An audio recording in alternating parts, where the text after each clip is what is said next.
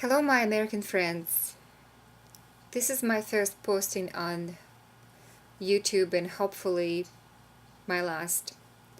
I was born in Russia, but I've spent the last 15 years in the United States, 5 of which have been spent as an American citizen. I am posting this on YouTube tonight because I'm deeply concerned about the developing events between Russia and the United States embodied in the puppet regime in Georgia. I think it's vital to Americans to know that Georgia provoked this conflict by obliterating the city of South Ossetia and committed grave war crimes, killing 2,000 innocent civilians, including women and children. It is vitally important for the people of the United States to know two things. One, that is unprovoked aggression by Georgia was done in their names, with the Georgian military servicing as a proxy for the projection of the hegemony of the Western oil interests in that part of the world. Second, that is unwarranted and unprovoked attack threatens to bring Russia and the United States to the brink of nuclear war. You have been lied to by Western media outlets like BBC and CNN.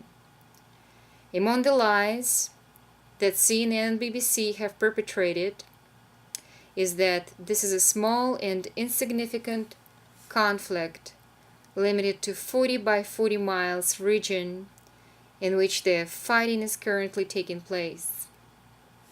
This is far from the truth. What you are not being told, that is that this provocation in Georgia is what Zbigniew Brzezinski and other Western ideologists, along with American and British oil companies, have a new great game. They finished the plot to capture the oil reserves of the Caspian Sea basin and capture Russia's vast natural resources on behalf of American, British, and other Western corporations. It is likely that you are not being told, for example, that Saakashvili's wife, who is the Georgian president, is from the Netherlands. You won't hear it in the news. A very interesting fact that the Queen of Netherlands, Queen Beatrice, is a major shareholder of Royal Shell Oil, which is formerly known as Royal Dutch Shell Oil. And her husband, Prince Bernhard, is the founder of Bilderberg Group. You won't be told on the CNN and BBC that there is an oil pipeline going through Georgia, which used to be a part of Soviet Union, and now a part of it is owned by British Petroleum. You also won't be told that Georgia has been preparing for this act of unprovoked hostility of the Russian protectorate for years. Georgian military have been purchasing the military equipment from Israel and United States and has one of the largest military budgets in the world. You won't find this in the Western media news, that there is a significant buildup of the United States, British, and French Navy in Persian Gulf in the preparation for the strike on Iran. Conscientious citizens of the world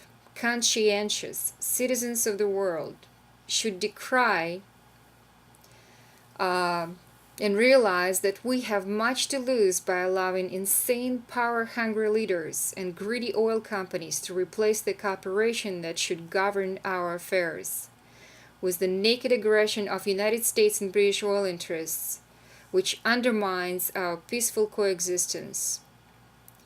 If we have doubt who perpetrated aggression in South Ossetia, look where the refugees are fleeing. They not run into Georgia. And yes, Georgia and Ukraine. Something else I wanted to mention. If you have any doubt about evil plans to conquer the world on the part of the sick imperialist warmongers in the current US and Western administrations, look at the past history or Iraq and other US colonies, including Georgia and Ukraine. And yes, Georgia and Ukraine are the colonies of the United States, since none of them had to resort selling out to Western interests. Saakashvili and Timoshenko could have created a free economic zone, thus generating tremendous wealth for themselves and for their people. Instead, they choose conflict over cooperation. The servants of oil companies in the United States and Britain did not have to resort to the military intervention on essentially a part of Russia. It is possible for the oil companies to deliver the returns to their shareholders by peaceful economic advancement, mutually beneficial to every country involved. Instead, they choose to wage the wars and kill innocent people. I know it sounds too far-fetched, but just for a minute, imagine the consequences of the World War III. Do you think that you, especially you Americans, do you think you're invincible? Just imagine that the United States attacks Russia. In response to the military build-up around its borders, Russian defense minister already said that Russia will use military force, including nuclear weapons. Let me tell you, the average Joe in jail and average person like you living in the United States will be toast. While Cheney, Bush, and Obama and Zbigniew Brzezinski and other people creating evil policies of the United States will hide in the secure bunkers. In conclusion, please be aware that the objective news from the other news sources are there for you to research. I do not know how, but we have to stop this insane policies towards the rest of the world. Otherwise, we won't escape retaliation by angry people annoyed by United States government foreign policies. We should stop sticking our noses into everyone else's business and fix America from inside, making us stronger. And this is all I have to say. I very much hope that this conflict will not escalate, because if it will, just listen to Scott Ritter, the very respectable UN inspector and the former United States military person. And you can find him on the internet, Scott Ritter interview with Seymour Hersh. You can also find the description of the real truth about what's going on in South Ossetia between Russia and Georgia on the internet. Unfortunately, you won't find it on CNN and BBC. Well, thank you very much, and I hope this helps.